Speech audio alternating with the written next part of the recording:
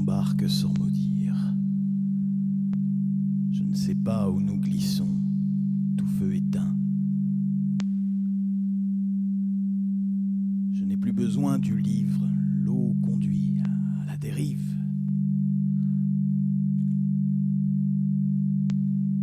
Oh, rien ne s'éloigne, rien ne voyage. C'est une étendue qui chauffe et qui éclaire encore après que la nuit est tombée. On a envie de tendre les mains au-dessus du champ pour se chauffer. Une chaleur si intense qu'elle n'est plus rouge, qu'elle prend la couleur de la neige. On est dans le calme, dans le chaud, devant l'âtre. Les arbres sont couverts de suie, les huppes dorment. On tend au feu des mains déjà ridées, tachées. Les enfants, tout à coup, ne parlent plus. C'est juste ce qu'il faut d'or pour attacher le jour à la nuit. Cette ombre, ou ici cette lumière qu'il faut que les choses portent l'une sur l'autre pour tenir toutes ensemble sans déchirure. C'est le travail de la terre endormie, une lampe qui ne sera pas éteinte avant que nous ne soyons passés.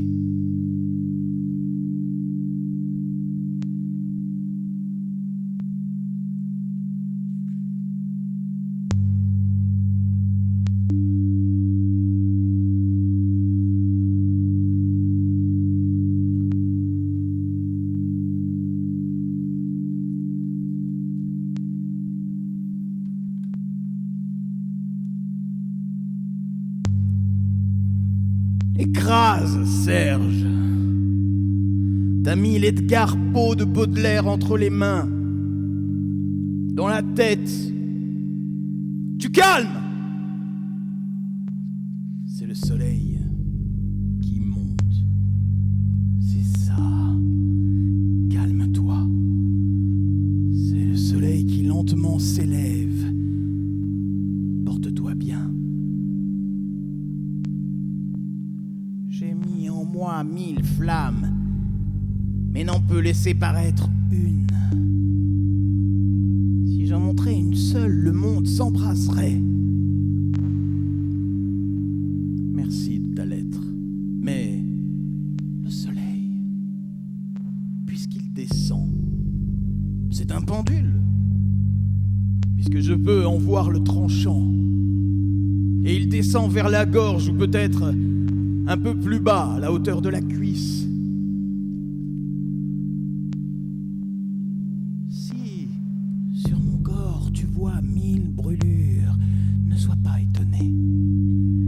J'ai laissé paraître l'une de ces 1000 flammes intérieures. Ne me dis pas, cache ta souffrance, car même si je cache 100 000 souffrances, je n'en cache pourtant qu'un millième. Mais le soleil, puisqu'il descend, c'est un pendule.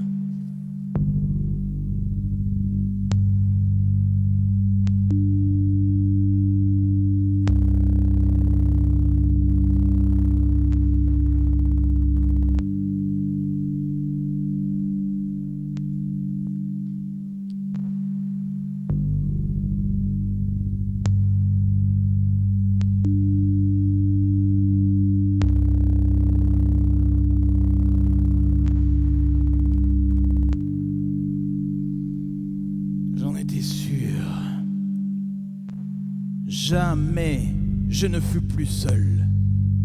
Je ne savais pas où je me trouvais, ni si j'étais assis ou debout, ni si je volais ou sombrais. Pour une fois, je n'étais plus au contact du brouillard qui, d'habitude, mêle ses chuchotements à mon silence. Je n'ai pas vu de mur. C'était comme si tout s'attardait dans le sommeil.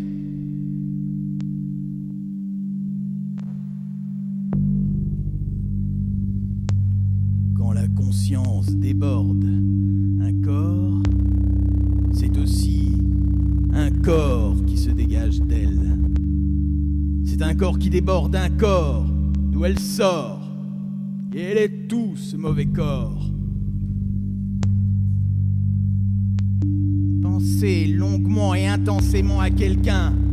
Vous, le vampire, au bras en croix, dans ma couille gauche. La femme, à la nuque appuyée. Le Satan gris, le père noir. Morpion appliqué noir.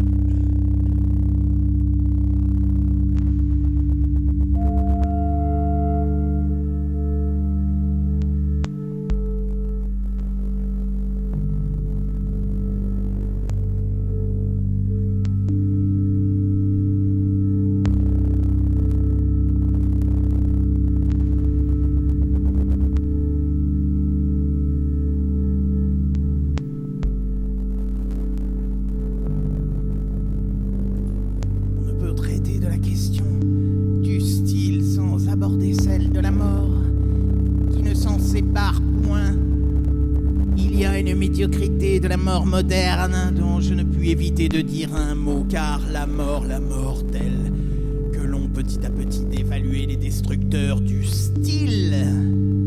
Cette mort est devenue médiocre. La mort est à l'image de la vie. Quand une vie est merveilleusement exaltante, la mort, elle, est horriblement exaltante. Et quand la vie devient inexprimablement triste et monotone, la mort aussi la suit dans sa tristesse et sa monotonie.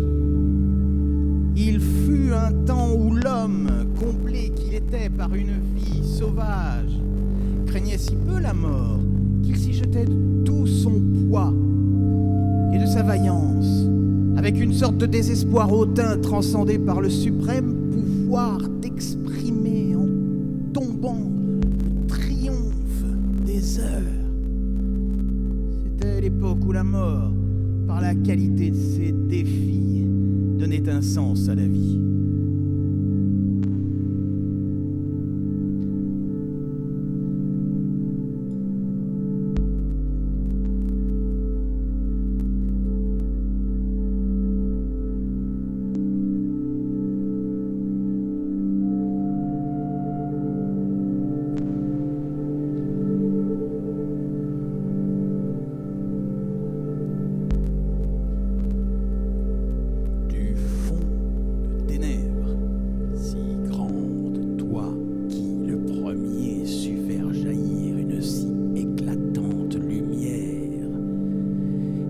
Éclairer sur les vrais biens de la vie. Je suis des traces aux gloires du peuple grec. Je pose aujourd'hui le pied sur l'empreinte même laissée par tes pas, moins désireux de rivaliser avec toi que guidé par ton amour qui m'engage à t'imiter.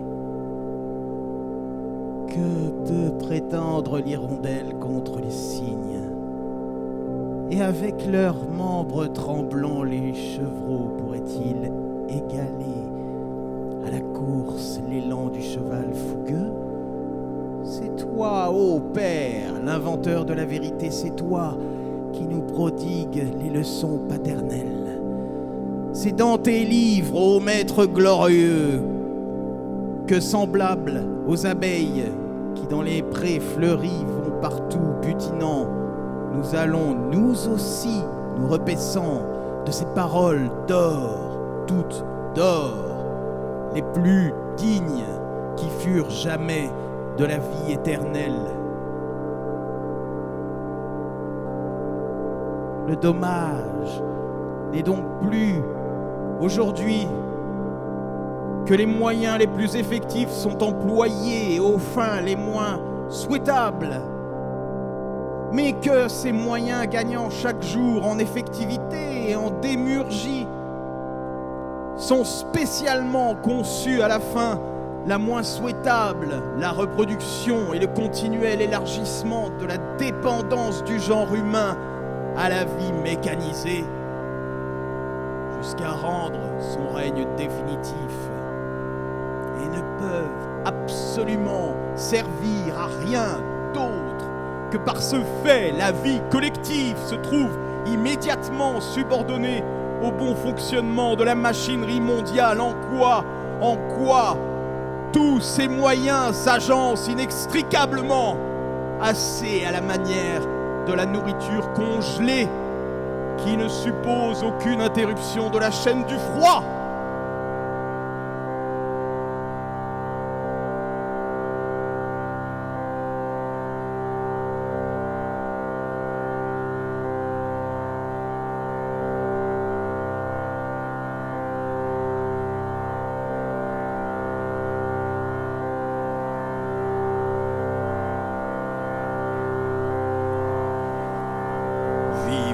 Dans cette société, c'est au mieux y mourir d'ennui. Rien dans cette société ne concerne les femmes. Alors, à toutes celles qui ont un brin de civisme, le sens des responsabilités, celui de la rigolade, il ne reste qu'à renverser le gouvernement, en finir avec l'argent, instaurer l'automation à tous les niveaux et supprimer le sexe masculin.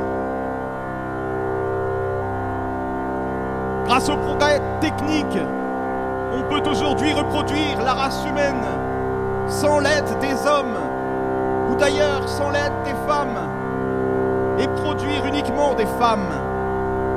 Conserver le mâle n'a même pas la douteuse utilité de permettre la reproduction de l'espèce.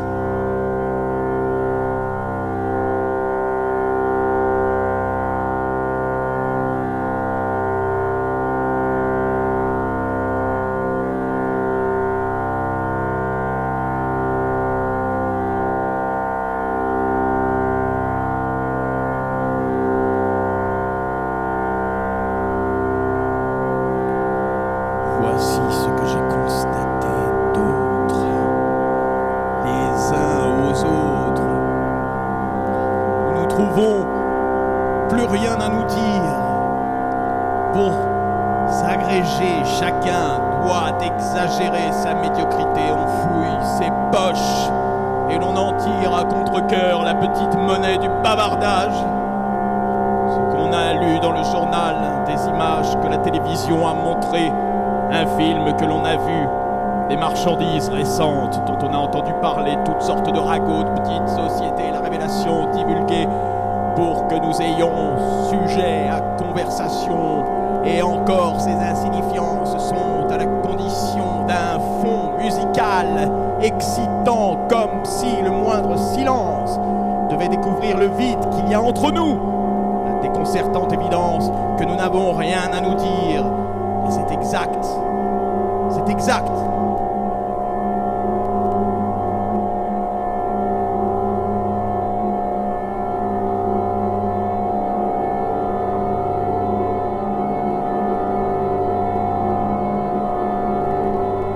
L'homme est complètement égocentrique, prisonnier de lui-même, incapable de partager ou de s'identifier à d'autres, inapte à l'amour, à l'amitié, à l'affection, la tendresse. Cellule complètement isolée, incapable d'établir des relations avec qui que ce soit. Ses enthousiasmes ne sont pas réfléchis, ils sont toujours animaux, viscéraux. Son intelligence ne lui sert qu'à satisfaire ses besoins et ses pulsions. Il ne connaît pas les passions de l'esprit ni les échanges mentaux. Il ne s'intéresse qu'à ces petites sensations physiques. Il n'est qu'un mort vivant, un tas insensible, et pour ce qui est du plaisir et du bonheur, il ne sait ni en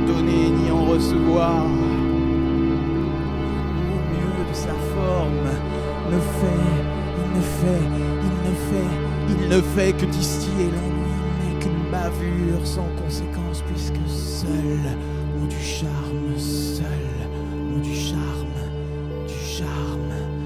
ceux qui savent s'absorber dans les autres, emprisonnés dans cette zone crépusculaire qui s'étend des singes aux humains. Il est encore beaucoup plus dévalorisé que les singes parce que, au contraire d'eux, il présente tout un éventail de sentiments négatifs.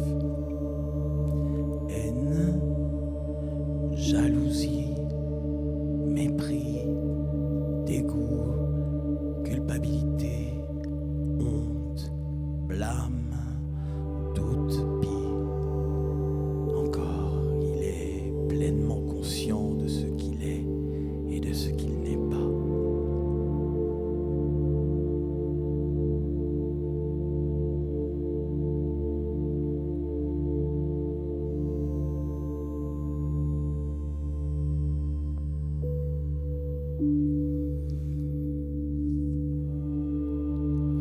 Quand la conscience déborde un corps, c'est aussi un corps qui se dégage d'elle. Non, c'est un corps qui déborde le corps d'où elle sort. Et elle est tout ce nouveau corps. Pensez longuement et intensément à quelqu'un. Le vampire au bras en croix dans ma couille gauche. La femme à la nuque appuyée. Le Satan gris. Le père noir. Morpion à piquer noir. Et hier soir, enfin à la nouvelle Athènes, la grande révélation de tout le système de la formation de Dieu dans ma couille d'eau de clair gauche, après la révélation du gouffre antéchrist.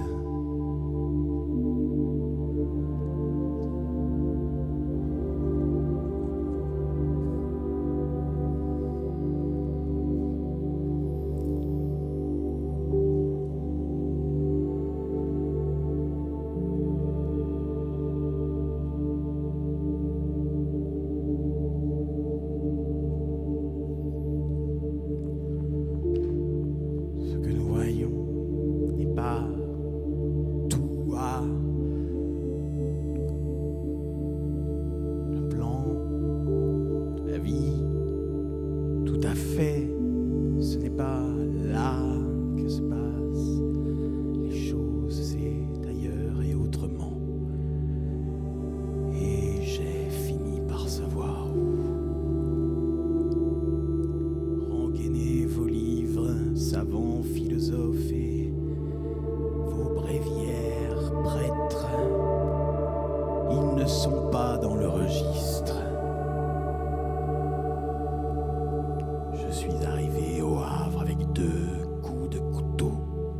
Je ne les avais pas ramassés au Havre, mais ils étaient là, toujours là, en cicatrice.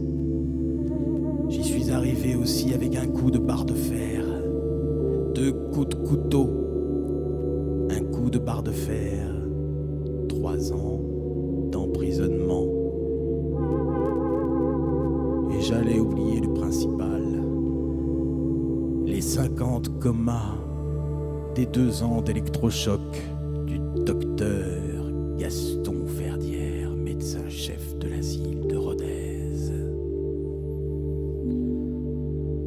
Je commence à trouver que c'est trop pour un seul homme, d'autant plus que ces sévices n'ont pas fait l'objet d'un accident fortuit, n'ont pas été le fait d'une période passagère, mais s'échelonnent sur exactement 30 ans, de 1916 à 1946. Et qu'ai-je donc, moi, Antonin Artaud, pour être ainsi poursuivi par cette fatalité d'agression et de crime? Coup de couteau estrapé poison, camisole, garrot, cellules, famine, séquestration, mise au secret, électrochoc. Il y en a trop et pendant trop longtemps pour que cela ne fasse pas craquer le cadre.